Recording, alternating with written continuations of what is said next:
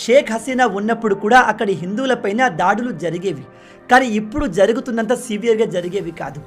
ఇలాంటి ఏ ఇన్సిడెంట్ జరిగినా షేక్ హసీనా వెంటనే యాక్షన్ తీసుకునేది, రాడికల్స్ని శిక్షించేది. దాంతో అందరూ కంట్రోల్లో ఉండేవారు.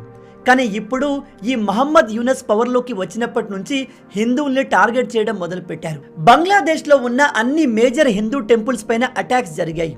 హిందువులపై జరుగుతున్న దాడుల్ని ఎవరు ఖండించినా అలాంటి వాళ్ళపైన ఈ మహమ్మద్ యూనస్ గవర్నమెంట్ కేసులు పెడుతుంది. షేక్ హసీనా ప్రభుత్వంలో ఫారెన్ మినిస్టర్గా ఉన్న హాసన్ మహమ్మద్ హిందువులపై జరుగుతున్న దాడుల్ని ఖండించాడు. అలా చేసినందుకు అతనిపైన దాదాపు 12 ఫేక్ కేసులు పెట్టి అరెస్ట్ చేసే ప్రయత్నం చేశారు. దారుణం ఏమిటంటే ఈ మహమ్మద్ యూనస్ రీసెంట్గా అల్ జజీరా అనే ఒక ఇస్లామిక్ ప్రోపగండా ఛానల్కి ఇంటర్వ్యూ ఇచ్చాడు. అందులో మీ దేశంలో హిందువులపైన దాడులు ఎందుకు జరుగుతున్నాయి అని అడిగితే వీడు చెప్తాడు, మా దేశంలో అసలు ఎటువంటి దాడులు